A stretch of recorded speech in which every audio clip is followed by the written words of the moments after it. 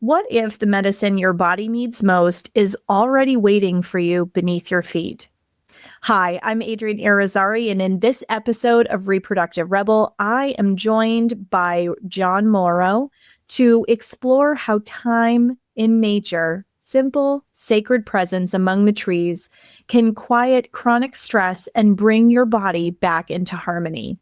We will talk about the science behind forest bathing, its roots in the East, healing traditions, and how you can bring this ritual into your everyday life, even if you live far from the forest. Take a breath, step outside. Your nervous system remembers the way home. Listen to Forest Bathing for the Modern Soul wherever you get your podcasts.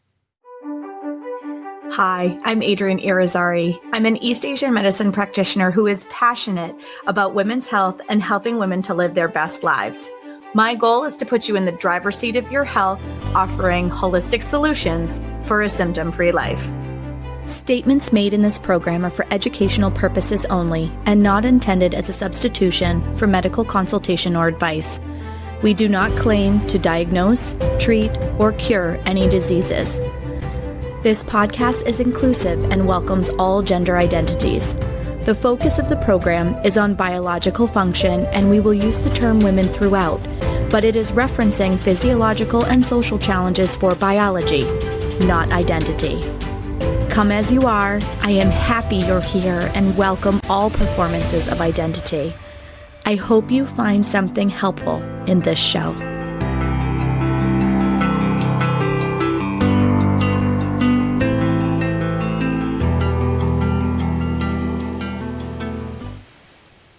Welcome back to another episode of the Reproductive Rebel podcast. I am joined once again by the incredible John Moro. Welcome back to the show, John. Adrienne, thank you so much for having me here. I'm glad to be back, and I'm just really eager today to discuss some of the things that have been on our minds, probably all of our minds of late, with relation to health and wellness. I'll just kind of introduce myself briefly for the listeners. So I'm a pharmacist and owner of the Herbal Path Natural Pharmacies. Got a couple locations right here on the Seacoast, and I'm very passionate about holistic health and wellness and helping people live their fullest life. And I think about kind of what's been weighing on people lately, and I see it a lot here in the pharmacy, and we're starting to get to a place where chronic stress coming up a lot. And so I think that the herbs and herbal medicine, that's where I practice, right in that field, have so much to offer people. And our goal at the Herbal Path is really to help empower people to be more involved in their health and wellness and not just passive bystanders. And I think we can have many good conversations about where that might lead someone, but I am very glad to be back and looking forward to a really good discussion today. Well, if you missed my conversation with John back in season 4, I would highly recommend you check it out. We talked about polypharmacy, which is something that really speaks to a lot of households these days. So definitely listen to that episode and all of John's wisdom. I was so excited and lit up inside by our conversation, both online and offline, that I just had to have him back on the show. John is a wealth of information about all kinds of things. I was telling him just before I hit record that I was like, oh, there are some gems there. I really wish I had hit record sooner, because he is such a wealth of information. And today will be no exception to that. So just before I hit record and all of the many awesome things that we were talking about the state of the world today. And I know that as soon as I say that, like, some of you probably feel tight in your chest. Some of you probably feel a little bit like, man, I am just so overwhelmed and tapped out by everything that is happening, foreign and domestic, because I know I have an international listening contingency. Yes, I am talking about things outside of the United States, but for those of you who are listening inside the United States, like, it's been particularly vibrant around these parts lately. And that is weighing very heavily on many minds and many hearts because of the economic pieces that it's creating, the social pieces that it's creating, dissonances in families, households, and whatnot. So when we hit record on this episode, John and I wanted to talk about chronic stress because this is something that really does touch all of us in some ways, not just because the modern world is moving faster than it's ever moved before, and our nervous systems are, oh, okay, that's a lot to keep up with. Also, we have these additional things that are happening in the world around us right now that are adding to that stress load. And there are actually some really beautiful ways to help your stress load that don't cost anything at all. And I think that's something that would appeal to a great many people that are listening. Absolutely. Because one of the challenges, and we were discussing this earlier with our field, is that there's some great modalities out there, but there is a cost that comes with them. Mm-hmm. Unfortunately, mainstream insurance here in the States doesn't cover a lot of these things. But I think, in order to take people on a bit of a journey, there's a level of biology, right, that undercuts all of our discussion today. It's like the undertone. And I think, when you look at stress, we are meant to deal with short-term, intense bursts of stress. That's what our physiology is wired to do. Like, wow, there's a lion, and now I'm going to go run from that lion, and I'm in fight or flight. And then I get beyond the lion, and my body can return to set point, return to balance, or return to homeostasis, right, is what that physiological term means. Unfortunately, we're in an environment right now where most of us cannot escape chronic stressors. So instead of being a lion, it's my ledger, my balance, right? In the bank account, and it's there, or a boss, right? That's asking me to work harder and longer for less. And so that's a stress, or not being able to get food that I need. And that weighs on you around the clock. That's doing to our physiology is fundamentally different than what that lion did. And so I think that's kind of a good way for people to look at it. The chronic stress is what we're really concerned about. We're not concerned about the short-term acute stress because our body is really good, if we're healthy, at dealing with that.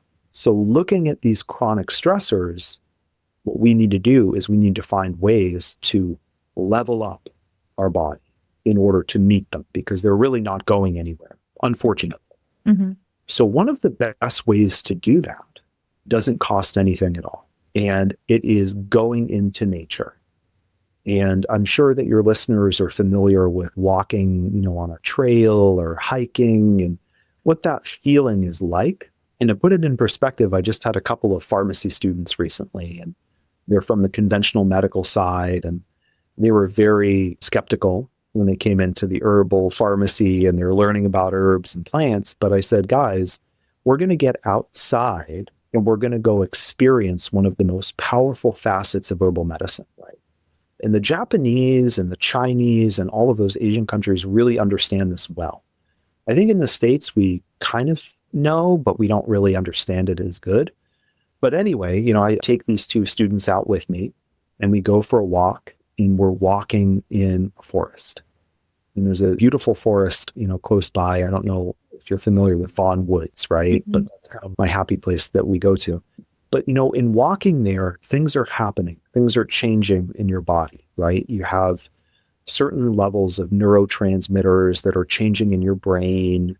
We're making more chemicals that help us feel good just when we're walking through the trees and breathing in all of that clean air in the forest. We have these chemicals that we're breathing in from plants called terpenes. And those terpenes are doing things not only to our brain and our nervous system, but also to our immune system. And this was really where the pharmacy students were fascinated, because learning about the immune system connection is a whole other level, right? So if we're able to go into the forest, right, and calm down, what is physiologically going on? And we talked about how the Japanese have done research, and there's literature that suggests that our natural killer cells part of our white blood cells, right, are higher from just one forest bathing session per month. So literally just one walk in the forest a month can change our immune system. Wow. How interesting is that? And That's that was fascinating. an hour stroll in a wooded lot. And then they took the natural killer cell levels and they were able to measure that. And so thinking about how that can fundamentally shift our immune system, right, is powerful as well.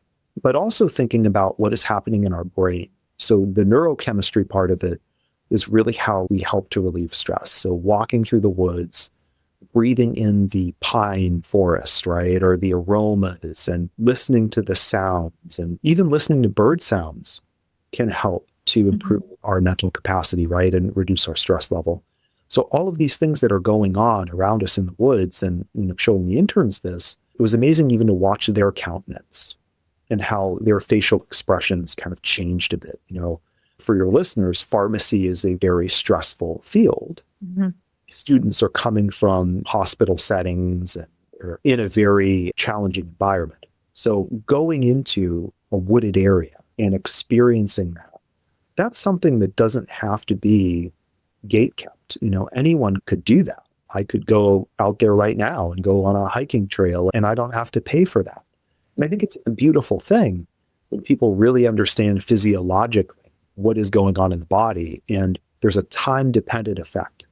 So the more often you do that, the longer you do it, the better it is. And I think when people really grasp that and practice it, just try it. Once a week, go for a walk in the woods. Or once a week, go outside, breathe in the fresh air, right? There's so much more. If you really want to get intense about it, go ground, like take your shoes off and walk on the ground, the bare earth, right? And get that electron transference and exchange.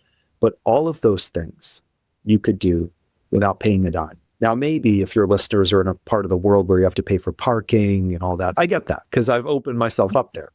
But the act of going through walking in the forest for most people is one where you don't have to pay. There's not an economic cost, but there is a wonderful synergy that we can get with nature when we really take time to unplug and dial in. And I think that out of all the different stress reducing modalities, that's probably one of the most profound. Mm. And so that would be kind of my top level of recommendation. And it sounds very simple, but connect with the earth, connect with nature, because we're biological organisms. We're meant to have that relationship with the environment. We're not meant to sit in chairs all day on a desk and staring at a computer, on our phone all day, looking at a screen of news feeds that we can't do anything about. And that's the other thing. So the first thing is go into nature. So for recommendation number 1, but recommendation number 2 is to unplug. Consciously, mindfully unplug. When we do that, good things happen in our brain. Yes. Look at a phone all day, that is really not helping our mind. And so the two of these things done in tandem is kind of like the super effect, right? Or super physiologic effect of stress reduction, because now I'm focused on the environment around me, which is by definition stress reducing. And I'm not looking at a news feed of various things that I have no control over. For the most part, we can't control world events, right? But they can be very stressful. So these are two things that I talk a lot about, even here in the pharmacy, talking with people, and they're thinking, oh, what herbs should I take? But the reality is there's things we can do. Don't involve ingesting an herb. Yeah. That are in some cases beneficial. And then the third thing is, and this is a hard one, prioritizing sleep, like getting a high quality night's rest. Yeah. For most of us, again, we don't have to pay for that. That will do wonders to reduce stress. But again, it's kind of like, well, what if I can't sleep because I'm stressed out? And so that's why we need these techniques involved. Oh, you hit so many good points, John. You essentially described why I spend my entire summer at a campground. We started doing it a few years ago. And I mean, I'm a holistic practitioner. Like, I know all of this at like a cerebral level, right? And we can sit here and we can say this, but my lived experience with my life and my health completely changed when we started camping.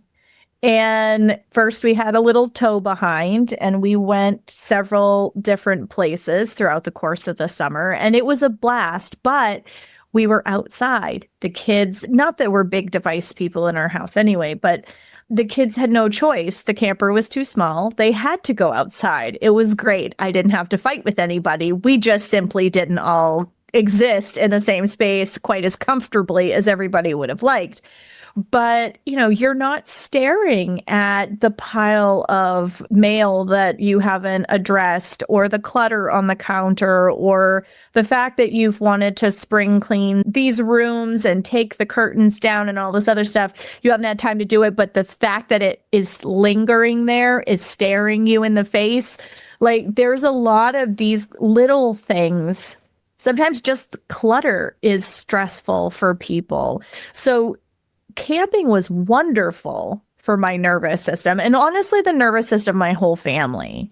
We were able to essentially play together differently, which was so awesome. And to the point where we upgraded our camper and we got a seasonal and a campground, and we literally spend 5 months out of the year living out of our camper because we're outside. The kids are outside. We don't generally sit inside. When we're done with whatever we have to do inside, we go outside, even if that's sitting on the deck. So, if you're not physically moving around, we're still outside. And we have, at the time of this recording, my son is a little over a year old now. And he's now coming on these camping expeditions and he sleeps like a champ. The nights that he's outside all day. And I'm using all of my life as like the anecdotal social proof for what John is saying. But, we were healthier. Like, we really didn't get hit with COVID in our house. We spent the entire summer outside when COVID ramped up. And our immune systems were different. Like, we really didn't struggle. And collectively, we don't struggle. And it's not just because mom is an herbalist, because I can assure you, as any parent that has teenagers, they don't do anything that the parents tell them to do. Even if it's a brilliant idea, when your kids are between 14 and 17, nope. Mom doesn't know anything.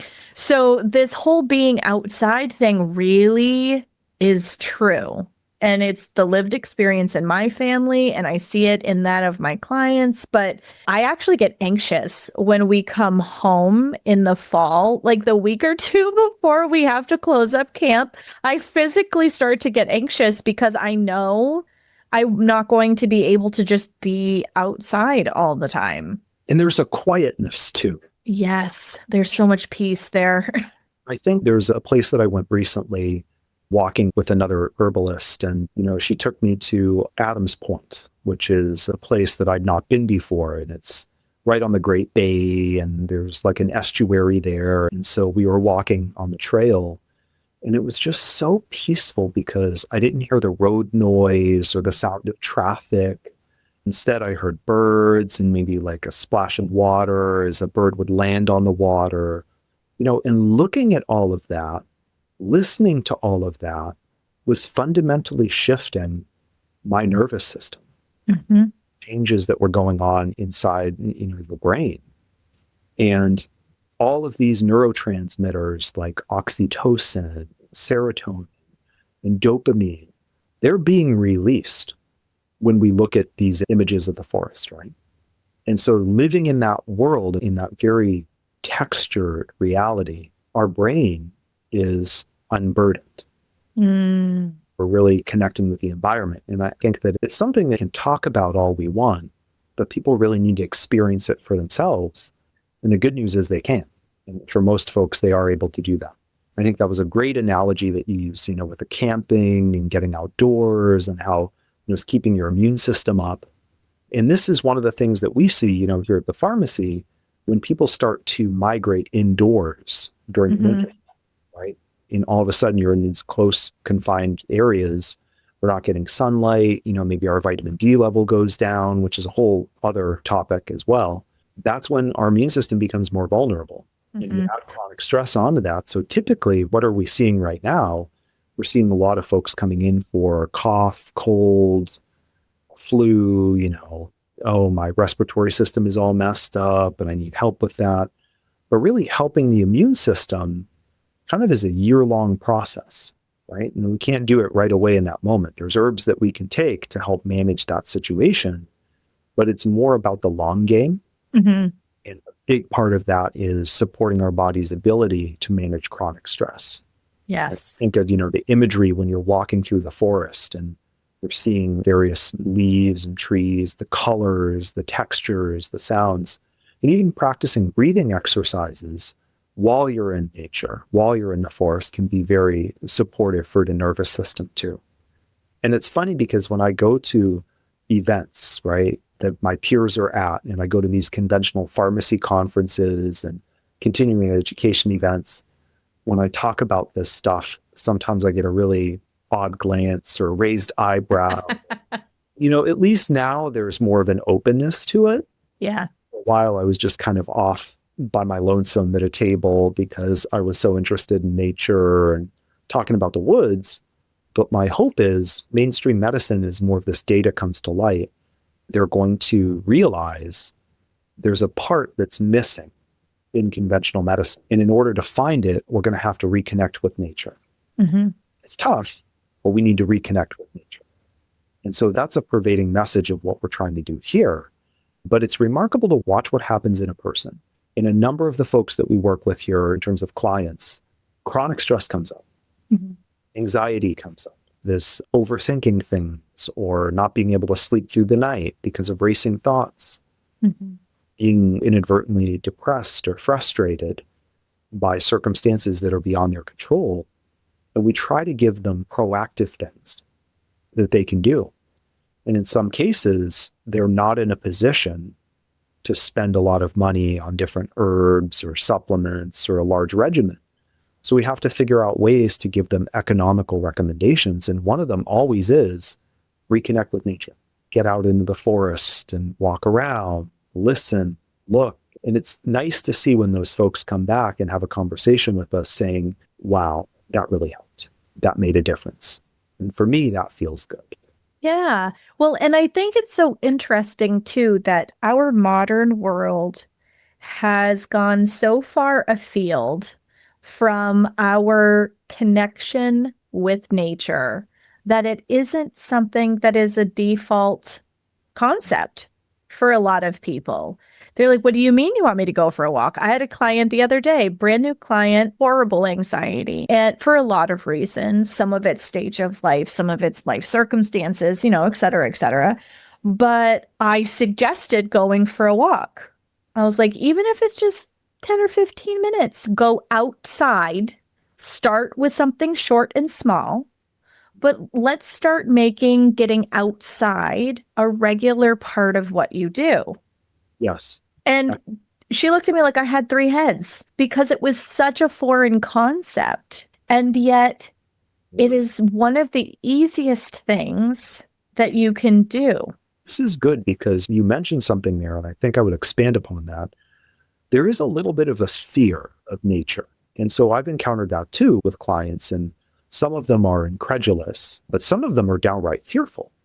And there was a pharmacy intern that I had, and I keep going back to the interns because, bless them, they're trying hard. They've been taught certain things, and it's like we're trying to help their mindset and all this, but the fear factor is there. And I remember speaking with him, and he was like, okay, so we're going to go for a walk, but, is it safe? And, we were kind of talking about how he was worried about maybe some of the plants that were out there, breathing something in or touching something. Wow.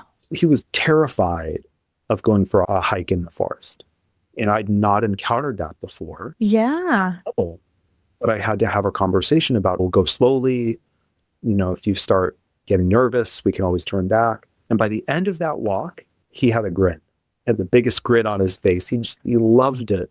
And so sometimes it's helping people get past that fear point. Mm-hmm. It's different. Like you said, it's not what they're used to doing in their day-to-day life. And the same example with herbal tea, because I think another way you can reduce your stress to some extent would be preparing, crafting, sipping on an herbal tea. That whole exercise is very calming. You're making the tea, you're preparing it with kindness, with intentionality, and then you're sipping on it, right? But the whole act of making a tea, there's some fear around that too. And, I've had folks come in here, and to me, it seems very simple. Okay, brew a cup of tea, help yourself. And, well, is that herb safe? Or is the tea safe? Is it dangerous? And meanwhile, I'm thinking, okay, well, you're on ibuprofen, you're on Tylenol. And these are, if you read the auxiliary labels on there, you would be worried, right? Yeah. And so it's all about, again, that familiarity piece. So there is a lack of familiarity with some of these things. And we view our role here to some extent as helping people get beyond that sticking point. Mm-hmm. Unfamiliarity, that anxiety even about trying something new. People don't like change. They don't like that unfamiliarity. I think in our country as a whole, medicine is a very robotic, dehumanizing kind of process. But we think of medicine as coming in prescription bottles. Mm-hmm. Medicine could be environmental. It could be what we're eating, right? It could be things that we do, on a day-to-day level, habits that we have. So all of these things, but a lot of it is overcoming that center of fear or unfamiliarity or anxiety that might be around reconnecting with nature. Oh, it's interesting you say that. I haven't actually had a client express it that way to me yet, although I should have considered that actually. My kids do Sea Cadets. They are in the United States Sea Cadet Corps, and it's an incredible program. And I remember a couple of years ago, they went to their field training exercise, which was outside. Now, my two girls, I have three teenagers. They range from 14 to 17. And my girls, who are the younger two, went to a daycare and preschool environment where they were literally outside all day long. There was no bad weather, only bad gear. And they had a blast. And they don't think anything of it. My oldest one, he is the male of my trio of older kids. And he is like, nope, I am not into this whatsoever. And then they went to this field training exercise. He was the one dragging his heels the most. The girls were really excited about it because they got to be outside all weekend. They were digging their own foxholes. They were outside the whole weekend. Well, when they got there, it was not just their unit that was going to this training exercise. They also had units from Rhode Island, New York State, Connecticut, other parts of New Hampshire, Maine. And the kids from New York, because they lived right in the city, was like, I'm afraid that something's going to eat me in these woods. And so when you were talking about, that's actually what came to my brain, because sometimes it has to do with where somebody's brought up, how familiar they are with something. Maybe they just haven't had exposure to nature and being outside. And so, just like anything that's unknown, there's a fear factor around the unknown. But nature is so therapeutic for people. I brought up my little guy who is just a little over a year old because he doesn't know. Like, nobody has shaped his expectations around what nature does or doesn't do for him or anything like that. And he's happier. His digestion is better. He doesn't get sick. He sleeps better. When he's been outside all day, man, he passes out at 7:30. He sleeps through the entire night. And so what you're saying, I think, is very important, because when we think about it, children are at that point where they haven't been as shaped by their preconceived notions or by life. And so there's a lack of judgment, right, that exists in their mind. And so that can be a really good thing for them to learn. They're in a phase where their brain is still developing all these active connections, and they don't have all of the judgment that's been passed on by their years of living. And so they're much more able to just suspend that fear, right? Because they haven't built up all these fears and anxieties year over year, and just embrace the natural world. And I would say a big part of what we do here at the Herbal Path really is helping to take down the fear level so people can try some of these healing modalities. Because like you said, it's therapeutic and it can be also less invasive than taking the medication, altering your physiology. You don't have to worry about side effects, right? Yeah. Pharmacy students ask me, well, what are the side effects, right, of like going on a hike? And I know, and you and I would laugh, but there are pharmacy interns that haven't done a lot of this activity outdoors. Drinking a tea, drinking a cup of chamomile tea, very calming, soothing type of experience. I've heard from them things like, well, is the chamomile dangerous? Is it going to hurt my liver? What's going to happen? And then we think about what people eat, regardless of herbal teas, but thinking about all the ultra processed foods people are eating, what's really more dangerous there, right? Mm-hmm. And also thinking too, that when we really start to partake of it, I see the fear start to lift away. So some of it is the exposure too, because we don't have the mind of a child, right, in that phase. So we have to be open and willing to trying some of this. And then I see their fear lessen. And a great example would be when we have the interns here, we do a essential oil train. And I have them start smelling different essential oils and like telling me, what memories does that smell bring to you? Like, what memories do those cultivate for you? And almost always they start talking about things from their childhood or family, friends, the holidays. And it's a beautiful way to help expose them to plants without them being scared of taking them internally, causing a problem. Because a lot of these plants can relieve stress, but we want to be mindful that the act of taking a plant that you're afraid of could also be stressful. Right. So we try to help ease people into it. We view ourselves as a door, right? And I think to some extent you are too, into the world of herbs and working with plants and meeting people where they're at. But I think it's so interesting what you said about the mind of a child and how, again, that fear, that mistrust of nature, it's not there. Mm-hmm. Instinct is. Mm-hmm. The instinct is for most humans, we're part of the environment, we're part of the world. Let's go interact with the plants. Absolutely. Absolutely. I think that medicine is starting to come around a little bit because you can look at these different, and I always view the Japanese, the Chinese, and then the European Union as being a little bit more ahead in terms of understanding physiologically all the benefits of nature. And I do see we're starting to wake up here, but it just feels like it's a lot slower, a lot more long-term in terms of the journey that we need to go through. But I am encouraged because just a few years ago, I wouldn't have seen this level of openness from other medical providers. And now I'm starting to. And I'm sure you might be seeing the same thing as well. Yes. Well, and I think some of it is people are questioning more. And so it's raising awareness with providers. People are looking. I find that a lot of times people are like, I'm looking for a holistic, fill in the blank, whatever the practitioner is, gynecologist, PCP. I'm looking for a holistic, fill in the provider's initials, right? And I think since we have come through the pandemic that people are starting to expand their thinking around what health looks like, what health means to them, where they can go for resources around being healthy. And up until that point, we don't move unless we're uncomfortable, right? It's like the fear of what you know versus what you don't know. Obviously, you're going to choose whatever it is that you know versus the fear of the unknowing and the fear of what could possibly go wrong with the thing you're not as familiar with. That's just human nature.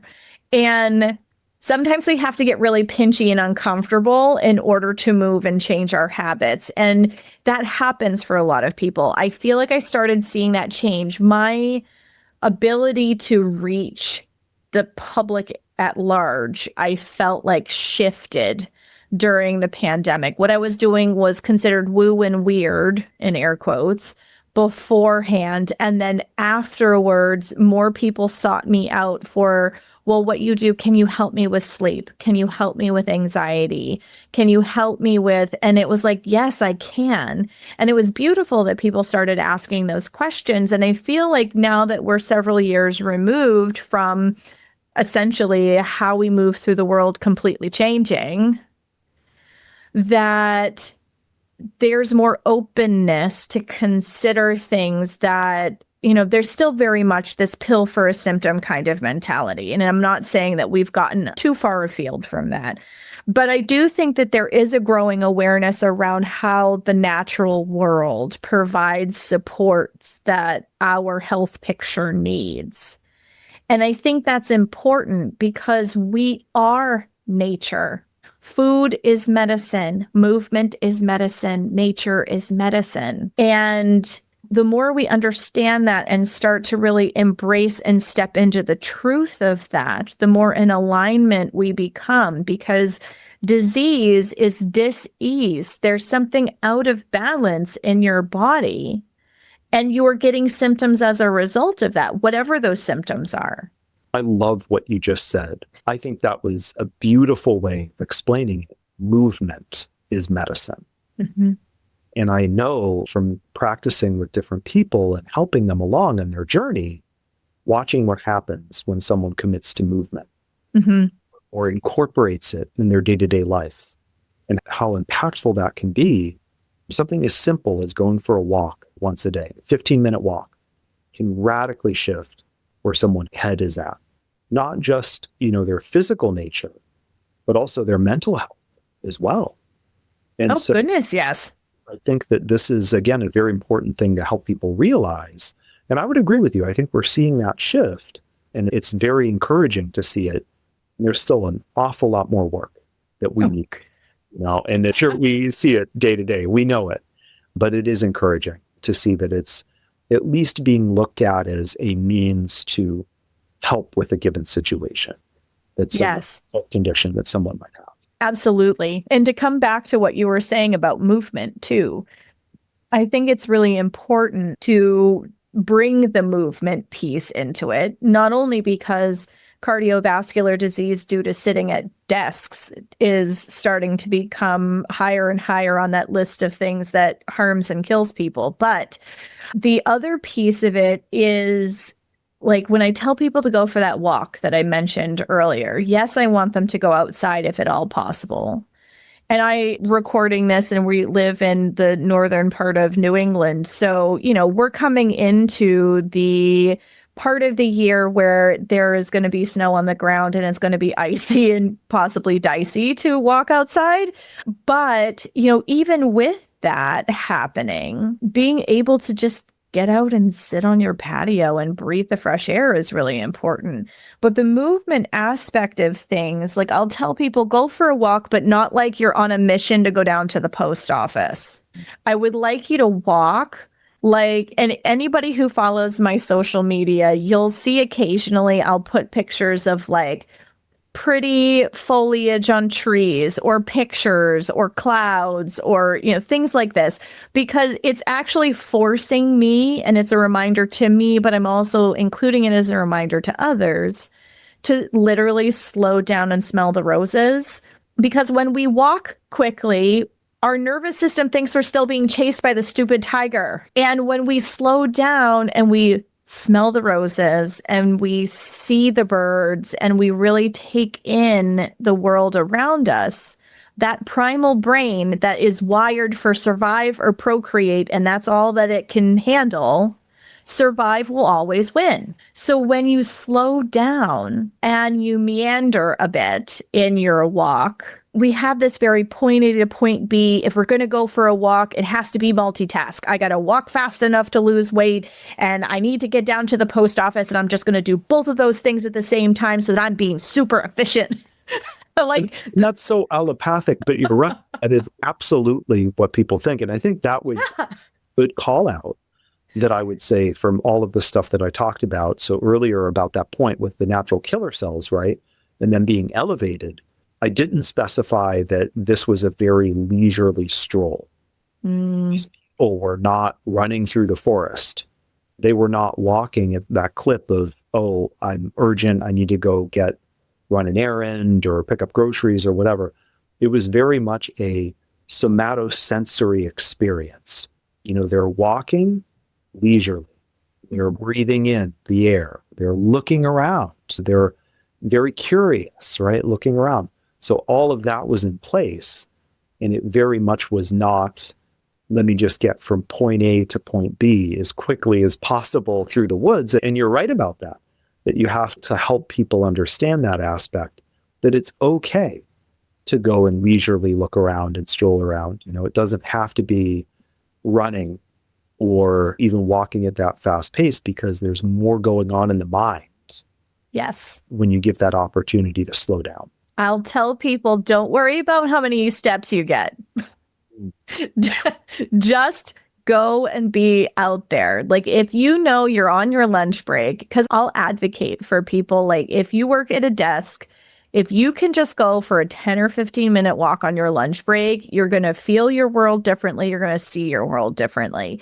And it's even better if you can get that walk outside. If it has to be inside on a treadmill, fine. But I would love for you to do it outside. And I try to keep it small and bite-sized so that it doesn't feel like, oh, I got this really big life change I have to start integrating into my already too packed schedule. But not focusing on how many steps you're taking, because your little human Tamagotchi on your wrist tells you have not hit your 5,000 or 7,000 or 10,000 steps that day. But you're adding to your step goal. So it's productive no matter how you look at it. But, being able to just be present. There are certain frequencies, like measured in hertz, of different species of birds that have different effects on your nervous system. And listening to the birds is literally sound medicine. Listening to the wind through the trees is sound medicine. Listening to water move and trickle and burble and all of the little gentle sounds that it makes is sound medicine. So being able to slow down enough, even if you have to walk in a metro area on a sidewalk and you hear the cars, try to listen for other sounds, because that is going to keep your brain in that space where you're listening, you're proactively engaging. And so much of our world today is disengaging. We mindlessly scroll on social media. We are trying to do three things at the same time and don't hear that our child is trying to show us something or tell us something, because we're trying to do three things at the same time. Like, we're oversaturated so much in our culture that being able to take these little pauses and just gently move our body through a really small corner of our day affects our anxiety, affects our stress level, affects our stress load. Like, even in a work building, if you're going from your desk, find the furthest water fountain away from your desk, please, to go fill your water bottle, and then take your time walking back. I'm not saying malinger. What I'm saying is the intentionality around being able to give your body some movement, going across and filling your water bottle. Listen to how the water hits the bottom of the bottle. It's a small little book, The Art of Mindfulness by Thich Nhat Hanh. And he talks about... Enough said, I love Thich Nhat Hanh. I like some of his work, so... Well, it's brilliant. The thing about that book that stuck out to me is he was talking about the mindful act of washing the dishes. And I remember snorting when I read it, because I hate washing the dishes. I hate the feeling of the food in my fingers. I just struggle with it. And whenever somebody else is washing the dishes, it makes me so much happier. But he was talking about... Right? Yeah, he talks about how the warm water feels over your hands, and how the soap feels between your fingers, and how the weight of the plate in your hand, and you're paying attention to this very textured mosaic of the experience of something as simple as pouring tea or washing the dishes. And that made a really profound impact on me because I am an Aquarius that lives in my head, and my brain is usually going 6 places at the same time. And this was such a simple concept. And it goes back to this forest bathing idea that not only are we getting the therapeutic benefit from being in nature itself, but we're also getting the benefits of a change of pace and being able to turn our attention in a different way than we typically engage with our day. And it's taking a very intentional way of doing things. And right about that, living in that moment, as opposed to having the brain jump ahead and attempt to predict the future. And things that can be very centering or grounding for people are oftentimes linking them to the present moment, appreciating the present moment. And I think walking through nature intentionally is a great way to do that. But people can do it in other ways as well. And I think sitting in the silence and sitting in meditation is one way, playing an instrument is another, listening to bird sounds and bird calls is yet another, because it's all linking you into that present moment in time. And in the Persian culture, they have the great poet Rumi. Rumi is a well-known poet, and I am familiar with a lot of his work, but he was very much talking about the present moment and how that is all you know in your life. And so I think too often one of the things that causes stress, and there are many, in our culture, but one of them is being so concerned about the future and things that we may not necessarily be able to control. And I've seen that be a central locus for some of the stressors that are happening with our clients here. And so helping them realize, by going inward in that moment, by being in the present moment, you are in essence kind of taking back some control, control of your mind. And once they start to think about that psychologically, it can really help them and bring down some of that frayed, frenetic energy or the central nervous system. Sometimes our mind can really help us, but sometimes it can also be our worst enemy, as I'm sure you've encountered multiple times. And so helping people learn to shift perspective and think differently, disconnect from their devices and concentrate what's going on in the moment can be very helpful and very supportive. And there's techniques in meditation. Transcendental meditation is fascinating to me. It's meditation that looks more at the physiology of what's happening during meditation. And things like there are certain people that have trained on this meditation that are able to lower their blood sugar. Wow. Psychologically. How are you able to lower your blood sugar with your mind? Some of these people can do it. And so I think it goes back to that mind-body connection. You enhance the mind-body connection, you can really start to dial back some of the stress that we encounter day to day. Because stress in and of itself, if you realize this is happening, and then all of a sudden you have maybe 2 or 3 things you can do to help center and bring down the stress, that knowledge, that level of control, the mind loves that and will go, okay, feel a little better. So it's a psychology behind it too. And I think, we're digging into things today that I am very fascinated by. It is the central level of medicine is helping people's thoughts, helping their mind, right? Because there is that mind-body connection. Absolutely. I could talk to you for hours, John. I love our conversations, and I will have to have you back so that we can talk about some more of these amazing topics because you're such a wealth of information.